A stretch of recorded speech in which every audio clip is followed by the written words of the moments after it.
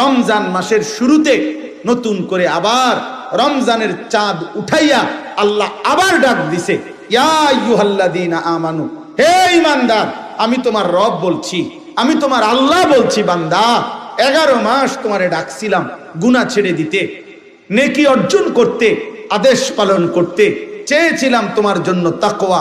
আচ্ছা বান্দা, ঠিক আছে, শয়তানের প্ররোচনায়, নফসের ধোকায়, দুনিয়াবি হাজারো ব্যর্থতায় তুমি পারো নাই, কমতি হয়ে গেছে, ঘাটতি হয়ে গেছে, গুনাহ ছাড়তে পারো নাই, গুনাহ বেশি হয়ে গেছে, নেকি কম হয়ে গেছে। যাও বান্দা, সব বাদ দাও, আমি আল্লাহ তাআলা সব ভুলে গেলাম, সব বাদ দিলাম। এবার আমি আবার নতুন করে আমি আল্লাহ তোমাকে সুযোগ দিতে চাই। একটি মাস, আইয়ামাম মা'দুদাত, একেবারে গুনাহ গুনাহ। কোরআন শরীফের আয়াত, আল্লাহ বলছে আইয়ামাম মা'দুদাত, একেবারে গইনা গইনা গুইনা গুইনা তোমারে 30 দিন, 31 দিন লাগবে না, 32 দিন লাগবে না। সাফ কথা বান্দা, কথা কথাই গুনবা, তুমি নিজে গুনবা 30 দিন অথবা 29 দিন, 31 হবে না, প্রয়োজনে 30-এর একদিন আগে শেষ করে দেব।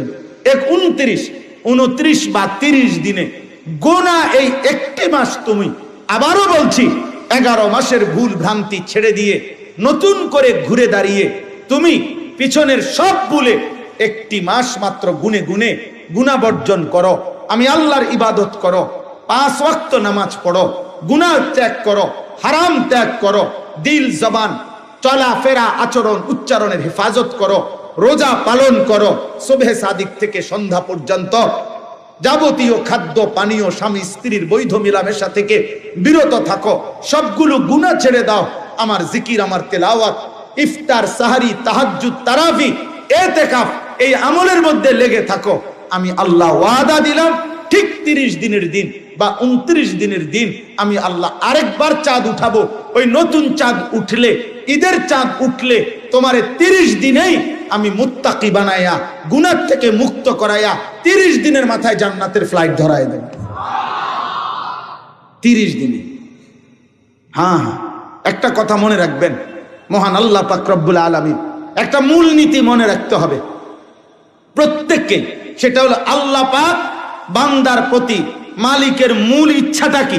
মূল ইচ্ছাটা হলো আল্লাহ বান্দাকে মাফ করতে চায়। কি করতে চায়? জান্নাত দিতে চায়। আমি একটা সুন্দর উদাহরণ বলি, মাজার সাহেব, ওই এটা কইলেও নাম নো একটা দলিল পাইয়ে নেবেন। আচ্ছা যাক, কিছুদিন আগে একজন লোক আসছে, উনি আমার কাছে অনেক দিন ধরে একটা মাহফিল চায়। তা আমি আচ্ছা আইয়েন না, যান না, আচ্ছা দিমু আর কি, রাখেন না, এমনি এমনি বলছি অনেকবার। তো এই কিছুদিন আগে লোকটা আইসা আমার বলতেছে, হুজুর আপনার লগে আমার একটা কথাকে পরিষ্কার করেন, আজকে আমি মাহফিলের লেগে আইসি না, একটা কথা ক্লিয়ার করতে আইসি, আসলে আপনি আমারে মাহফিল দিবেননি? হ্যাঁ, আপনি এটা কোন যে আসলে আপনি আমারে মাহফিল দিবেননি, এটা হইলো মেইন কথা। আপনি যদি দিতেন না, এটা মূল কথা হয়, হুদা আমি বুঝছি আপনি আমারে ঘুরাইবেন, এমনি আগে ক্লিয়ার কোন দিবেন কিনা। হ্যাঁ, দিলে ঘুরাইবেন না, সোজা কথা। তখন আমি বুঝছি না, এরপরে তার কথা থাকে না, এই বেচারা তাকে জাগাত আর দিছে। পরে বললাম, না ভাই যান, দিমু অক্ষণে দিব, জানাম না। তো এই জন্য বললাম কথার কথায়। তো আমরাও যদি আল্লাহকে জিজ্ঞেস করি, মাওলা আসলে সাফ কোন, আপনি আমারে আসলে মাফ করবেন নি, আপনি পরিষ্কার বলেন, আপনি কি আসলে আমারে জাহান্নাম দিতে চান না জান্নাত দিতে চান? তো আল্লাহ তাআলা বলবে, বান্দা বিশ্বাস কর, বান্দা সবে বরাত দিছিলাম তোরে জান্নাত দেওয়ার জন্য, সবে কদর দিছিলাম তোকে জান্নাত দেওয়ার জন্য, পুরাটা রমজান মাস দিছিলাম তোকে জান্নাত দেওয়ার জন্য, প্রতিটা জুমার রাত দিছি আমি জান্নাত দেওয়ার জন্য, আরাফাতের ময়দান আমি দিছি জান্নাত দেওয়ার জন্য, হজ্জের ইবাদত দিছি জান্নাত দেওয়ার জন্য, একটা একটা সেজদা দিছি আমি আল্লাহ জান্নাত দেওয়ার জন্য। আমি শত শত আইটেমে, হাজার হাজার আইটেমে বান্দা চেয়েছি তোকে জান্নাত দিতে, জান্নাত দিতে, মাফ করতে। আমি আর কি করব বান্দা, তুই বল। তবু তুমি কি জান্নাত নিবা না বান্দা?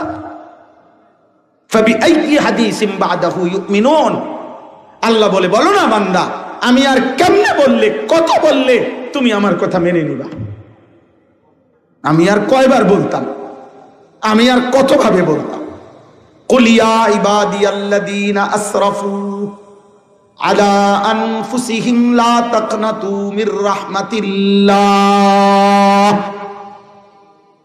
আল্লাহ বলে, বন্ধু আপনি আমার বান্দাদেরকে ডাক দিয়ে বলেন, গুনাহ যদি জীবনটা ভর 60 বছর যদি 60 বছর ঘন্টা গণেন, 60 বছর যদি মিনিট গণেন, 60 বছরের যদি সেকেন্ড গণেন, তাইলে সেকেন্ড যত গুনাহ তত, মুহূর্ত যত গুনাহ তত।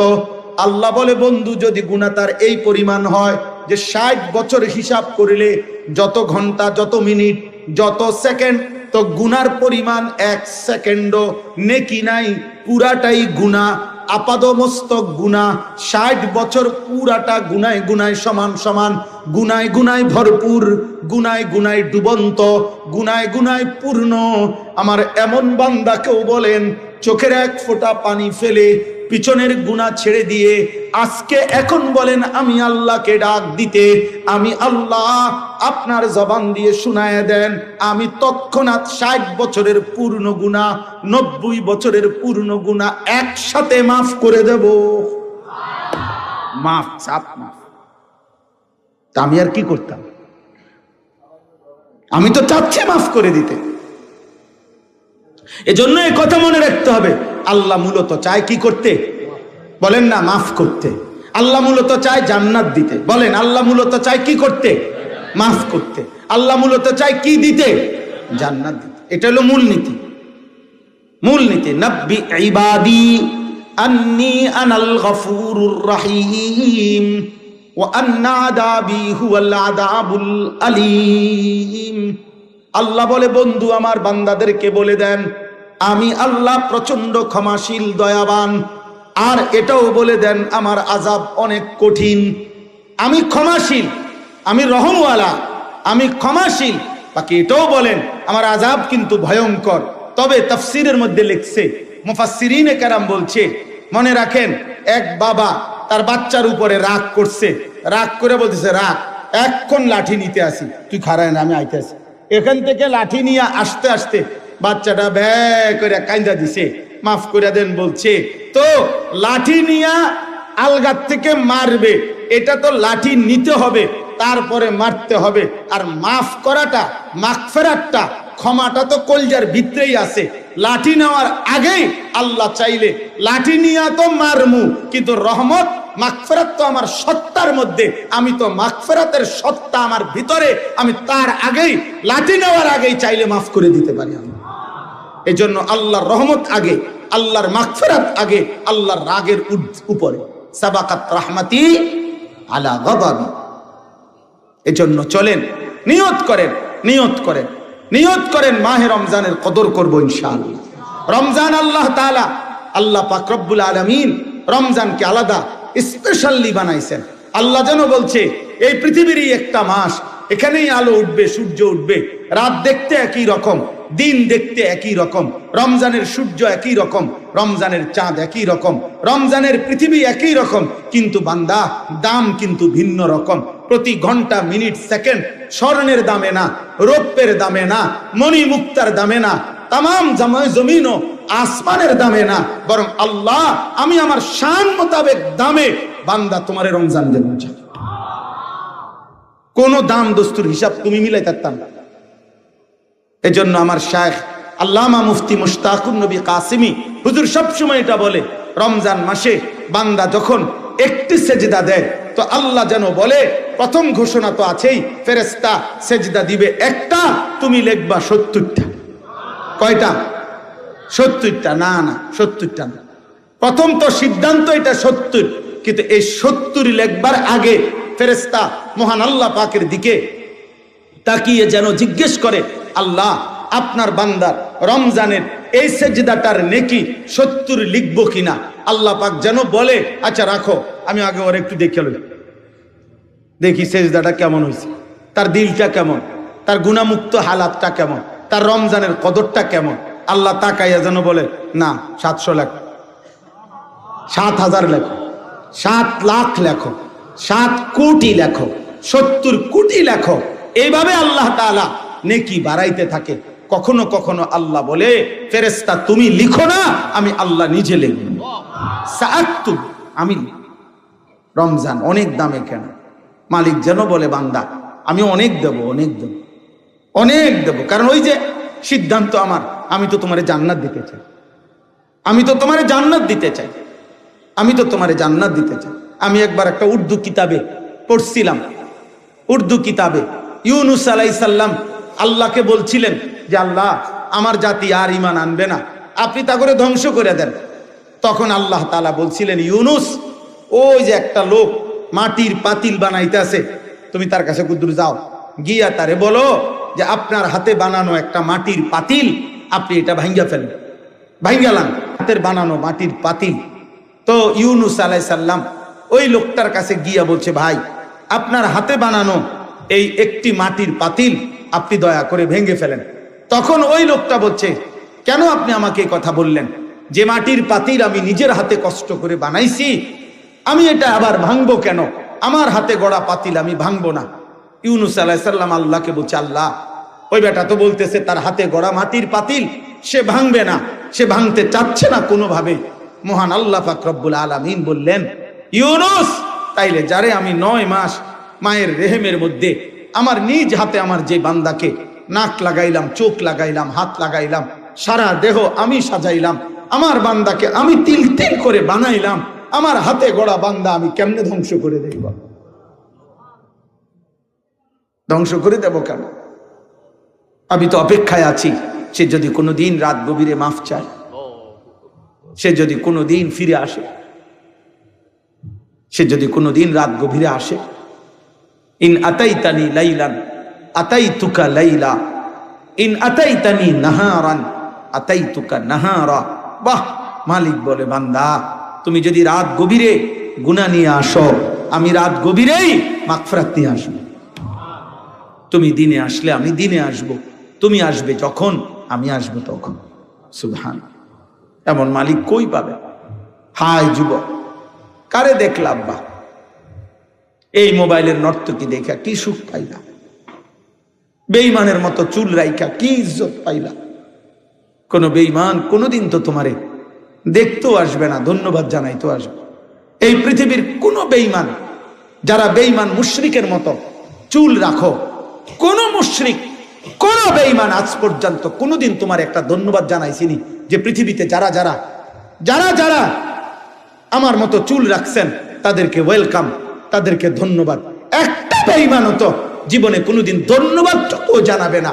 অথচ রাসূলুল্লাহ সাল্লাল্লাহু আলাইহি সাল্লাম তো হাদিসে স্পষ্ট বলেছে, আমার একটা একটা সুন্নাত আমার যেই উম্মত পালন করবে, আমি মুহাম্মদ সাল্লাল্লাহু আলাইহি সাল্লাম, আমি নবী ওয়াদা দিলাম, উম্মত আমার সুন্নতের আশিক তোরে আমি সাথে নিয়ে আমি একসাথে জান্নাতে ঢুকবো। তো তিনি তো ওয়াদা দিছেন, নবী সাল্লাল্লাহু আলাইহি সাল্লাম তো ওয়াদা দিছেন, উম্মত আমার সুন্নাত অনুসরণ করো, আমি তোমাকে সঙ্গে রাখবো, তুমি আমার সঙ্গী হবে, তুমি আমার সঙ্গী হবে, তুমি আমার সঙ্গী হবে। কার মতো হারায় গেল নওজোয়ান? মুসলমানের বাপ আপনারা যারা অভিভাবক আছেন, আপনারা আপনাদের চোখের সামনে আপনাদের ছেলেগুলোকে কেন ছেড়ে দিলেন? ছেড়ে দিলেন কেন? এই ব্যর্থতার দায়ভার কার? একটি সমাজ এইভাবে চারিদিকে মুসলমান, প্রত্যেক ওয়াক্ত নামাজ, মসজিদের মিনারা থেকে আজান হয়, 5 ওয়াক্ত নামাজের আজান হয়, চারিদিকে মাদ্রাসা, প্রতি 5 কিলোমিটার জায়গার মধ্যে মাদ্রাসা আছে, চারিদিকে মাদ্রাসা, চারিদিকে মসজিদ, দাড়ি টুপিওয়ালা মানুষ, চারিদিকে আল্লাহর কোরআনের তিলাওয়াত, এত হাফেজ, এত আলেম, এত হাজি, এত ইমাম, এত খতিব, এত জুমার বয়ান, এত কিছুর ভিতরে থাইকা আপনার ছেলেটা 365 দিনে খোদার 1 বছর কোনদিন ফজরের নামাজ পড়ে না। এটা আপনার ছেলে কেমনে, মুসলমানের বাচ্চা কেমনে, আমি এটা বুঝি না, আমি বুঝি না, আমি বুঝি না। এই ব্যর্থতা নিয়ে ওই বাবা ঘুমায় কেমনে, ওই মা ঘুমায় কেমনে? আপনারা কি ফুত মানুষ করতেন আছেন, কি সংসার করতেন আছেন, আপনারাই করতে পারেন। আহা, আফসোসের ব্যাপার, আফসোসের ব্যাপার, আফসোসের। তুমি বেটা স্বামী, তোমার বেডি প্রত্যেক দিন বেপর্দা বাজারে বাজারে ঘুরে, বউ তোমার রং চায় রাস্তার মানুষে, এরকম আকামলা বেডই তুমি কিত্তা হইলা বিয়া? হ্যাঁ বেটা, আকামলা বেটা, এটা তো কাপুরুষ কিসিমের মানুষ বেটা, আত্মমর্যাদাহীন মানুষ বেটা। আরে ছেলে, তোদেরকে বলি বেটা, তোদের যাদের বোন বেপর্দা বেটা, এটাও তো তোর মতো ইমানদার ভাইয়ের আত্মসম্মানে লাগার কথা, গায়রাতে লাগার কথা যে আমি ভাই, আমার বোন কেন বেপর্দা হবে বেটা? হ্যাঁ, আস্তাগফিরুল্লাহ, আস্তাগফিরুল্লাহ, আস্তাগফিরুল্লাহ। আল্লাহ তাআলার সাথে এত বড় গাদ্দারি করে, প্রতিনিয়ত আল্লাহর হুকুম লঙ্ঘন করে সুখ আসবে কোত্থেকে? শান্তি আসবে কোত্থেকে? আমাদের ভাগ্য পরিবর্তন হবে কিভাবে? 12 তারিখ যারা নির্বাচিত হবে তাদের হাতে ভাগ্য পরিবর্তন হবে না, তাদের হাতে না। বা 12 তারিখ পৃথিবীর শেষ নির্বাচন না, 12 তারিখ বাংলাদেশের শেষ নির্বাচন না, 12 তারিখ শেষ হাসি হাসবে না, 12 তারিখ ইসরাফিল ফু দিবে না। অতএব 11 তারিখ যার হাতে ভাগ্য, 12 তারিখও তার হাতে, 13 তারিখও তার হাতে ভাগ্য। তিনি কে? বলেন না কে? কোন মানুষের হাতে কারো ভাগ্য নাই, কোন মানুষের হাতে জনগণের ভাগ্য পরিবর্তন হবে না। ওর নিজের তো ভাগ্য নাই, ওর নিজের তো বল নাই, ওর নিজের তো হুকবা নাই বেটাটা। ওর নিজে কতক্ষণ টিকবে তারই তো কোনো নিশ্চয়তা নাই। যার নিজের ফেসাবে ধরলে দাঁড়াইয়া থাকতে পারে না, সে আপনার ভাগ্য পরিবর্তন করবে কিভাবে? যে একটা মশার কামড় সহ্য করতে পারে না, একবার কয়েল লাগায়, একবার মশারি লাগায়, সে এত দুর্বল। আমরা মানুষের ভাগ্য পরিবর্তন করব কিভাবে? কিভাবে বলেন? অতএব সোজা কথা, আমাদের প্রত্যেকের কাছে এটা অনুরোধ, আমাদের আখেরাতি মূল পত্রিকা। আমি কয়েকদিন টানা বলছি, পত্রিকায় লিখছে 12 তারিখে দেখা যাবে শেষ হাসি কে হাসে। আমি বলছি না, হাসরের ময়দানে দেখা যাবে শেষ হাসি কে হাসে। আর আল্লাহ কোরআনে স্পষ্ট বলছেন, ফালিয়াউমাল্লাযীনা আমানু মিনাল কুফফারি ইয়াদহাকুন। সরাসরি কোরআনে আল্লাহ বলছে হাসরের ময়দানে ইমানদার সমস্ত কাফের, নাফরমান, বেঈমান, পাপীদেরকে দেখে ইয়াদহাকুন, হাসবে, হাসবে, হাসবে। এজন্য শেষ হাসি মুমিন হাসবে, শেষ হাসি সেজদাওয়ালারা হাসবে ইনশাআল্লাহ। হ্যাঁ হ্যাঁ, অবশ্যই অবশ্যই। চলেন, এজন্য এতটুকুই কথা। মাহে রমজানকে সামনে রেখে প্রত্যেকের কাছে অনুরোধ, প্রত্যেকের কাছে আমরা প্রত্যেকেই রমজানকে সামনে রেখে নতুন করে ঘুরে দাঁড়াই। বলেন ইনশাআল্লাহ, বলেন ইনশাআল্লাহ। রমজানকে ভিন্নভাবে আল্লাহ তাআলা রমজানকে কেন্দ্র করে একটা শেষ কথা মনে রাখবেন। রমজানের 183 নম্বর আয়াত থেকে 187 সূরা বাকারার 5টি আয়াতে আল্লাহ তাআলা রমজানের ব্যাপারে কথা বলছে, রমজান মাসের গুরুত্বের ব্যাপারে কথা বলেছেন। জি, এই সব কিছু বলছেন, এতেকাফের কথা বলছেন, রমজানের রাত্রির হুকুম বলছেন, রমজানের দিনের হুকুম বলছেন। সব বলার পরে আল্লাহ তাআলা বলছেন যে বান্দা, আমি আবারও তোমাদের কাছে বললাম, কাযালিকা ইউবায়্যিনুল্লাহু আয়াতিহি লিন-নাস লাআল্লাহুম ইয়াত্তাকুন। আমি আল্লাহ বিস্তারিত রমজানের কথা তোমাদের সামনে বলে দিলাম যেন সকলেই মুত্তাকি হতে পারে। অতএব রমজানকে কদর করলে ইনশাআল্লাহ মুত্তাকি হবেন। রমজানে গুনাহমুক্ত সিদ্ধান্ত নিলে, আল্লাহর ইবাদতের উপরে জমে থাকলে জান্নাতি হয়ে যাবেন ইনশাআল্লাহ। আল্লাহ তৌফিক দান করেন। রমজানকে কদর করব তো ইনশাআল্লাহ। শেষ দশক সকলেই ইতিকাফ করতে চেষ্টা করেন। পুরা রমজান পূর্ণ 20 রাকাত তারাবি পড়বেন, বলেন ইনশাআল্লাহ। ইফতার, সাহরি, তাহাজ্জুদ, তিলাওয়াত, জিকির, রোজা, গুনাহমুক্ত থাকার সর্বাত্মক চেষ্টা করবেন, বলেন ইনশাআল্লাহ। আগামীকাল শনিবার সুধন্যপুর আমার শায়েখ আরিফ বিল্লাল্লামা মুফতি মুশতাকুন নবী কাসেমি হযরত দামাত বারাকাতুহুমের মাদ্রাসার মাসিক ইসলাহি মজলিস আপনারা অংশগ্রহণ করার চেষ্টা করবেন। আল্লাহ তাআলা আপনাদেরকে তৌফিক দেন, আল্লাহ তাআলা আপনাদেরকে কবুল করেন। আজকের এই মাহফিল আল্লাহ তাআলা ভরপুর বরকত দান করেন এবং এশার নামাজের পরেও ধারাবাহিক বয়ান হবে, আপনারা অংশগ্রহণ করবেন, থাকবেন।